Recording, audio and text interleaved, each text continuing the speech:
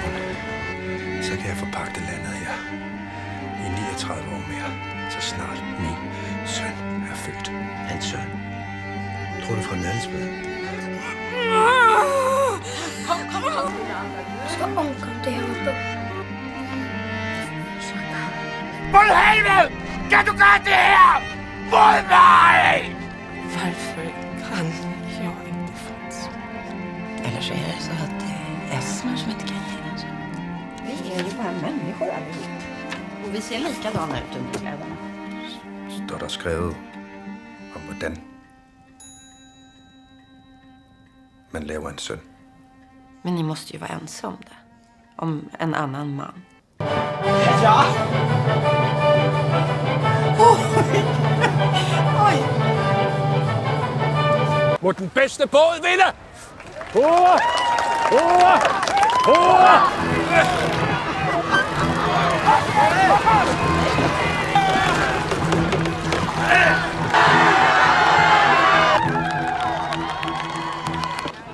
Har ni sett någon här som kan vara passande?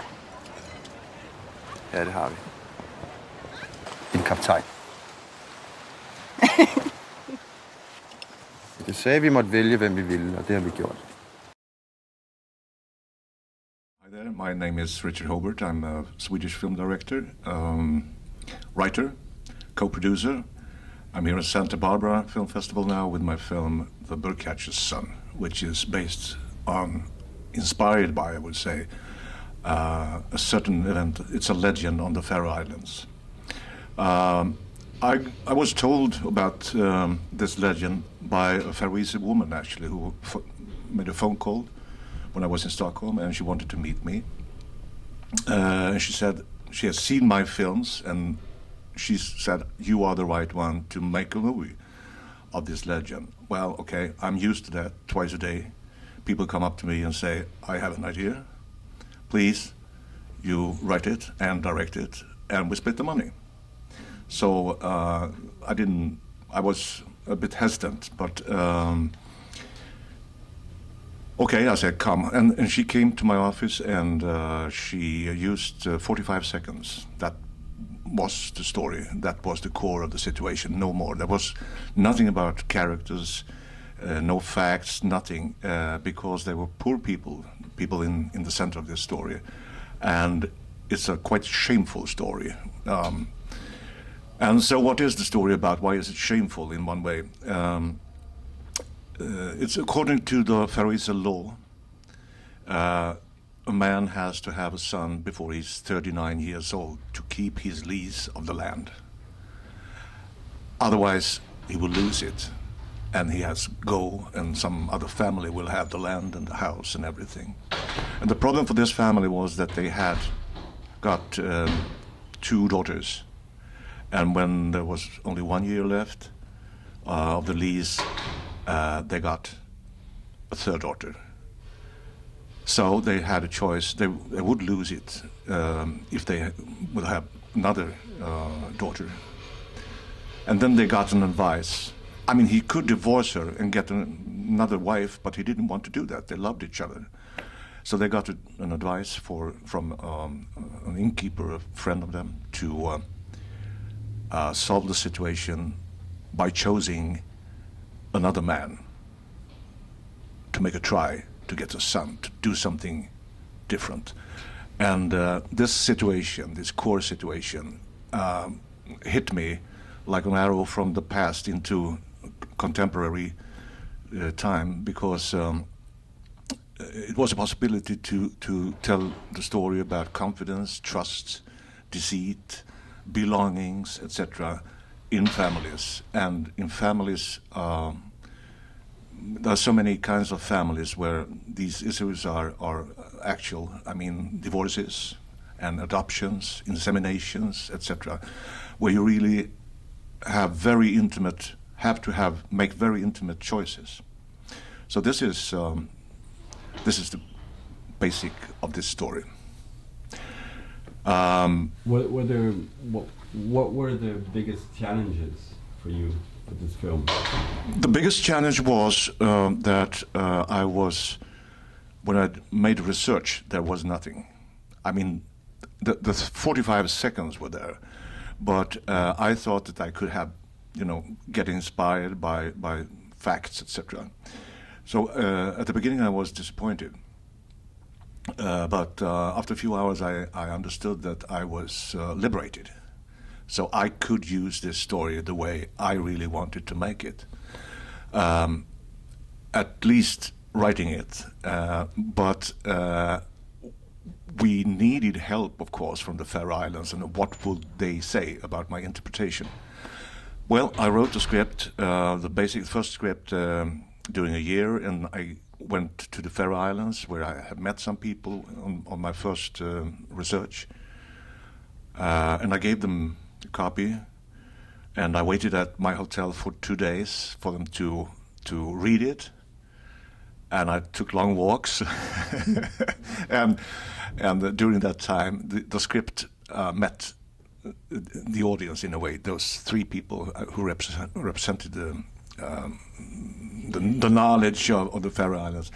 Anyway, when I met them, they just said, all of them said, "Richard, this is exactly what happened." So I got that. It is an interpretation. It's very personal. Most of the film is invented.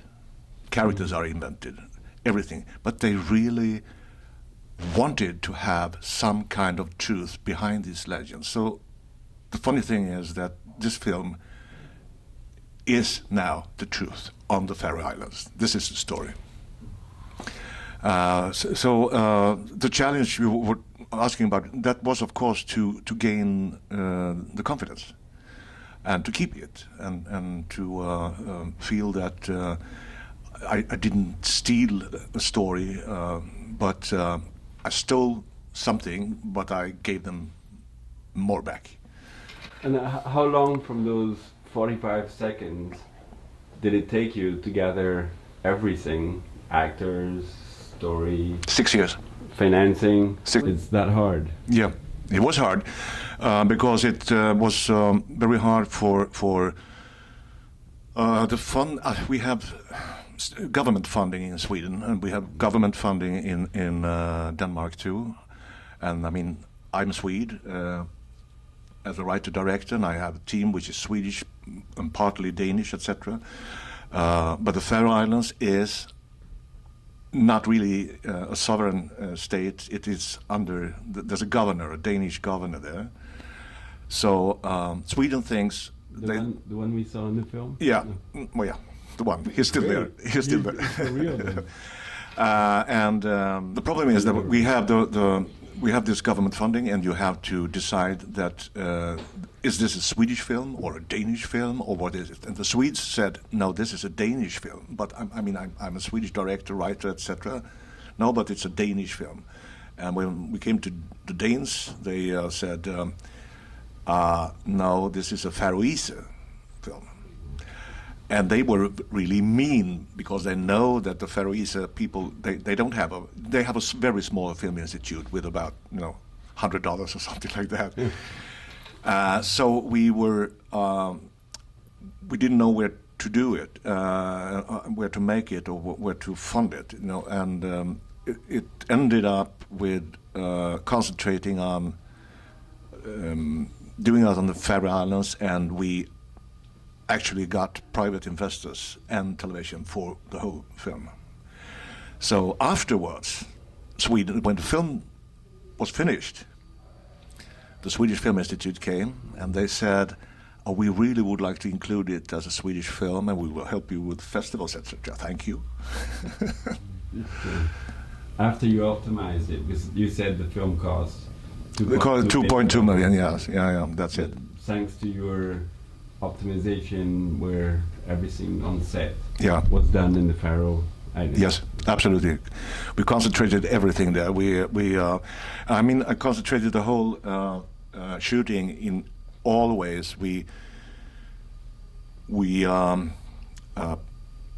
I found locations not more than 5 minutes away from the airport hotel. All the locations are 5 or 10 minutes away from that. And we completed it with because there's no studio at the Faroe Islands, and we were looking for somewhere to build the interiors. The apartment. The apartment, the French apartment, and also the house for the family, because the houses they have are too small to work in, you know. So we built it in the studio. But where? Okay, there's no studio. Maybe we can use a factory, and there are fish factories. But I know when we went into those, we just found out we cannot ever work here with this fish. I mean, it's impossible. And then I got a call from the airport manager, and he said, "Why don't you come to the airport? Because and look at the old terminal, and the old terminal is shoulder to shoulder to the new one." And he said, "Take a look, because it's empty." So, and it was perfect. And there are only about 4 planes landing and departing every day from the Faroe Islands, and so there was no problems with sound or anything like that. So we were there, and we stopped shooting during the landing of the planes, and then continued. So we could actually, you know, fly from Sweden, fly from Denmark, and we landed and went a few meters into the new terminal, and then continued to our production office and our studio, and then we had a hotel 200 meters away, and we had locations 5 to 10 minutes from there. So it was a concentrated work. And same problem you had on the Faroe Islands because of all the wind, you said. There are. I mean, every day. And no sun. You didn't want any sun. No, I didn't want any sun. I wanted it to be a harsh, very harsh atmosphere around, rugged landscape. Sure. Yeah, and every day, you know, there is winter, spring, summer, and autumn. Every day it changes all the time. So it can snow in the morning, and then it is raining, and then it's sun, and then it's stormy, etc. And the weather changes within a few minutes. And if you are unlucky, and if you are on the cliffs, the weather changes within 3 or 4 seconds or something like that. But we built that in. We said that this is we can never ever win towards the winds or something like that. So let's adjust everything and just be smart and keep high attention to change everything, and then go back to a scene, and everyone was prepared for that. Also the actors, they were extremely skillful and helpful, and we could just stop in the middle of a scene where it suddenly stormed, and then we made something else where there should be storm, and then we got back, you know. Right. So, but and how about the house, main house on the cliff? The main house for the family. Yes. Is part of a village, actually, a small village, which has been under reconstruction from a culture fund. So there you see only, that was a challenge, actually, to sculpture out, just to show that there's one house, you know, because there are 7 houses, and they're very close together. So there was a certain angle which we could use, and then combining it with the interiors, etc. So. Did you have those actors in mind when you wrote the script, or? No, not at all. I was looking for, really looking for the right persons, and I had many options, and I had screen tests with very established actors, but I had to make certain choices. One was about the language. Should I choose actors who, should all of them be Swedish or Danish or Faroese or whatever? Or could I mix them, and how to mix them in that case? And then I understood that I could use the fact that is at the Faroe Islands, because one from there can speak her own language together with him who is Danish, and they understand each other. Mm-hmm. So it's better to use the languages, and then we subtitle everything for all the countries. And And what I was looking for, I felt I needed some really unknown new faces, not to. I mean, I love Mads Mikkelsen, but he wouldn't be right for the part. And I was looking for something very, very special. That chemistry. The chemistry between the two of them, and there had to be a vulnerability. He must be vulnerable, yes. and she must be both have a possibility to be stronger, etc., etc. So many levels, layers in the characters. And when I found her first, actually, and combined her with some guys, which was like that. And then I suddenly found, and she is Vigdis Hensebjörk, she's a Faroe Islands actress and dancer. And then I found Rudi Kønke, who is Danish. The chemistry was there. He's a professional actor, or yeah, is yeah, it his first time, or no, he has made several films before, yeah. But it's her first, actually. It's her first. Yeah. But she has been a very, very qualified ballet dancer and free dancer, etc. Yes. So she's an artist, you know. She has grace. Yeah. In every second, even giving birth. Right. That was beautiful. Not an easy. Yeah, twice. Actually, there was one funny thing. I mean, as I told you, this is a mixture between a true legend and an invented story, which has become the new truth at the Faroe Islands. And there's an example of this, and that was when we were preparing for shooting at the ship. We were in the harbor, and there were many extras there, and the French captain was there.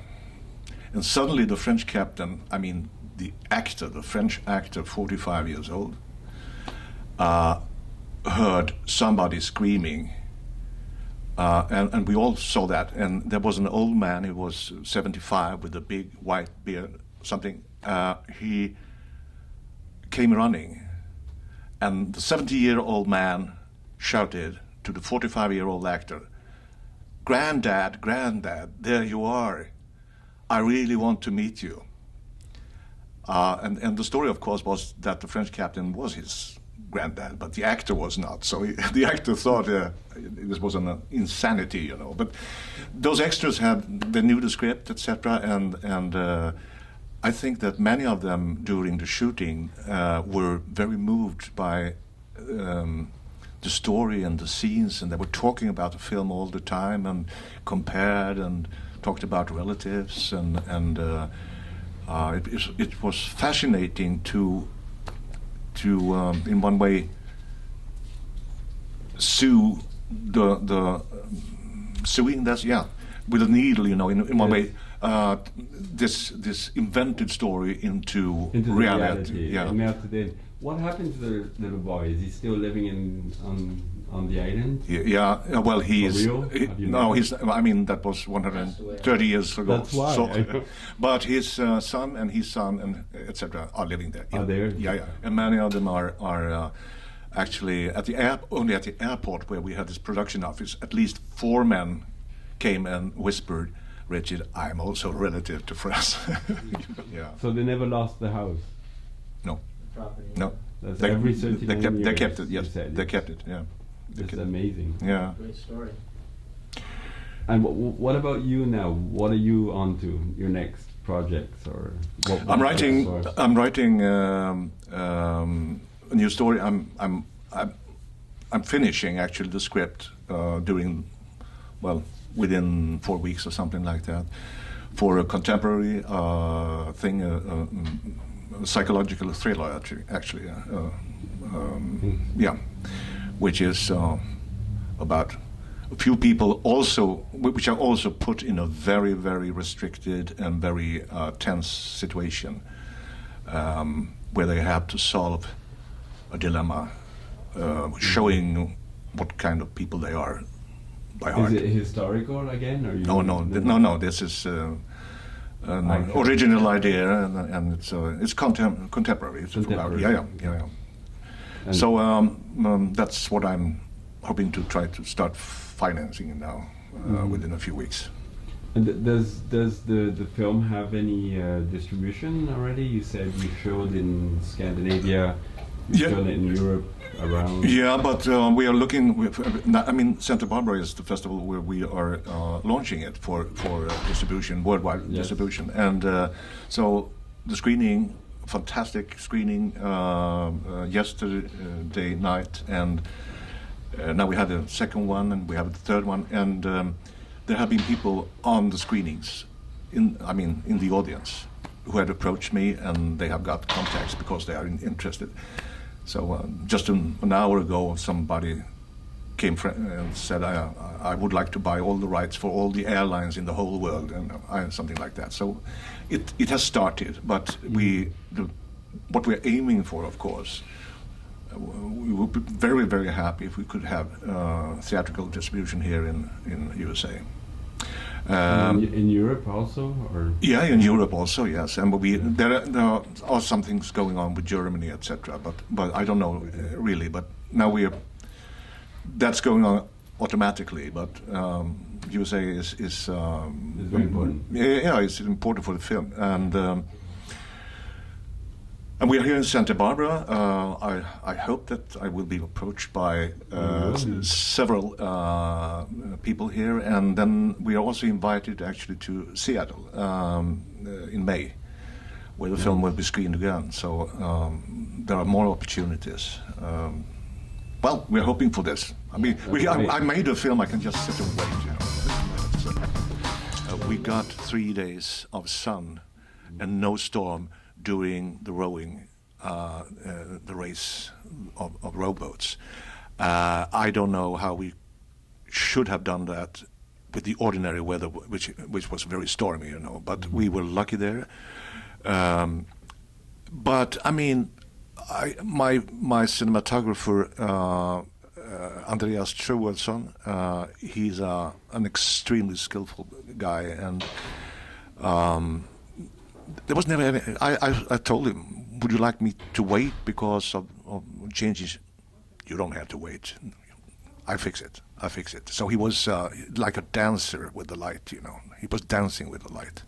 Even when it was hard over the cliff to follow, and yeah, that was a hard one. That was a hard one, yes. And actually on the cliff, when we made the research for the scenes on the cliff, we got people telling us that maybe there's a location, there's a platform within the mountains, but we have to go there by helicopter and then climb a lot.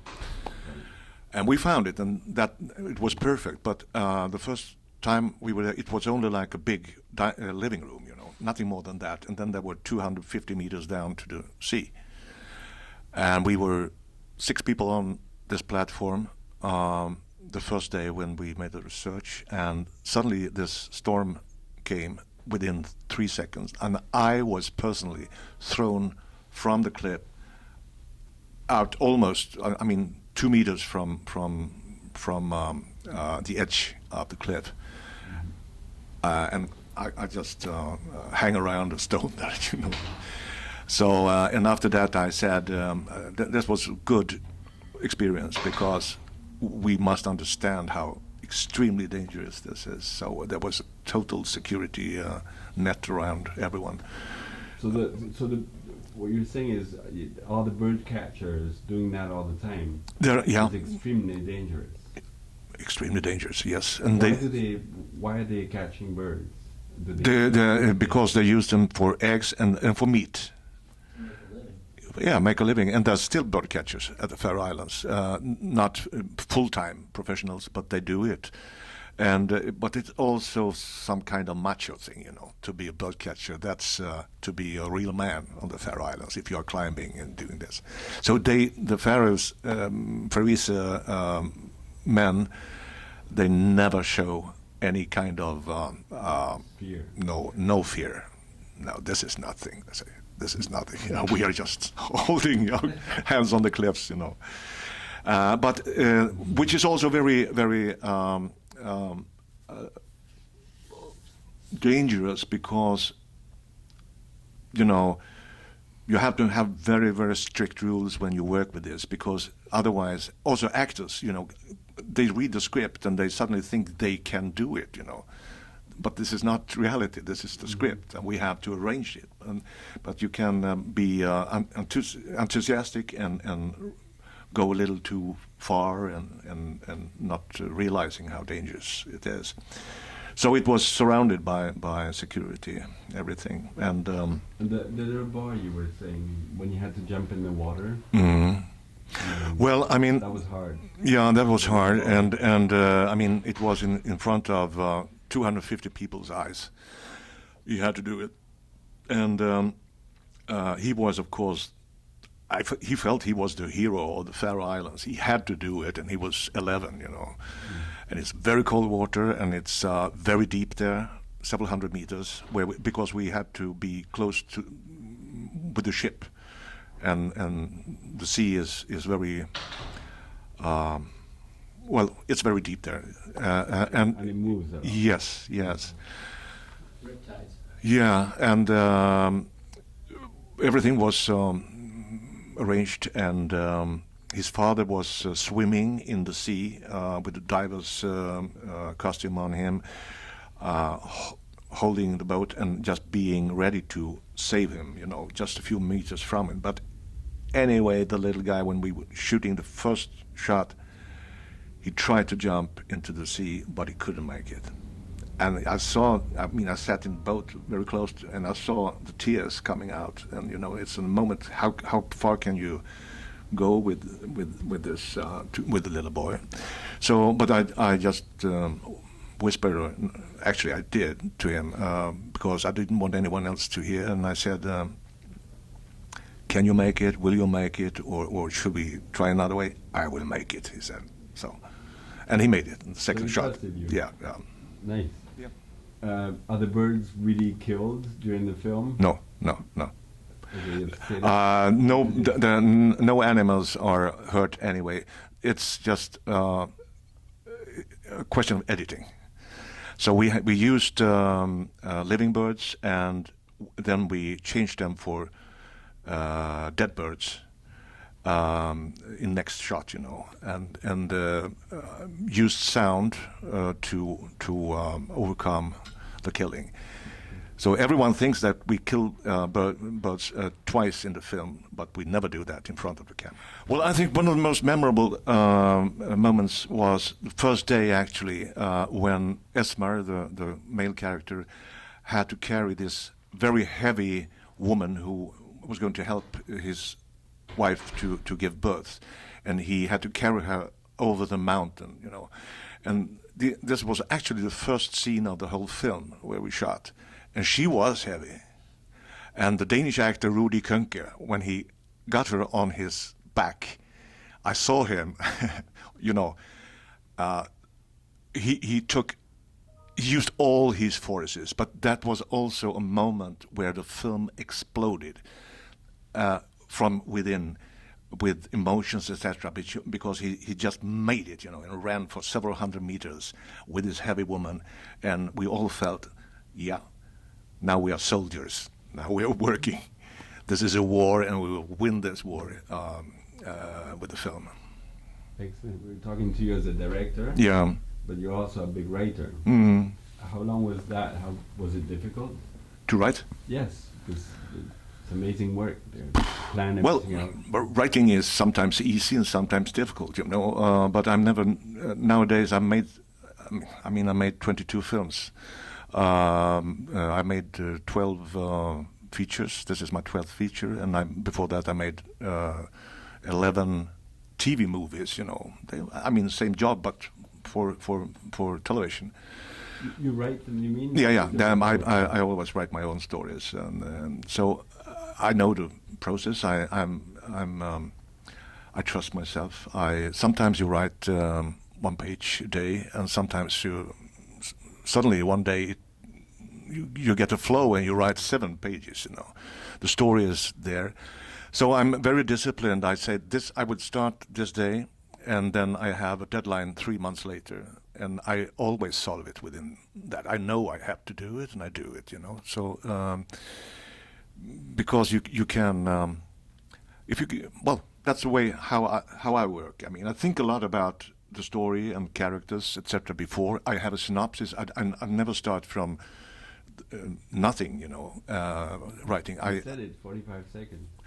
That was 45 seconds, but I took the 45 seconds and I wrote a synopsis first. I always write a synopsis on 3, 4, 5 pages or something like that to be sure that the story is dense enough, that it works, interesting enough, and not to lose myself among all the words that you can be seduced by your own words and scenes and etc. But you must have this inner drive of a story and to be able to control it. It's good with synopsis, and then I let it be for a while, and I think a lot about the story, etc. And I write down maybe some scenes which come to my mind, but and then I have this material. The synopsis is there, a few scenes, and then I start writing for 3 months, and that's it.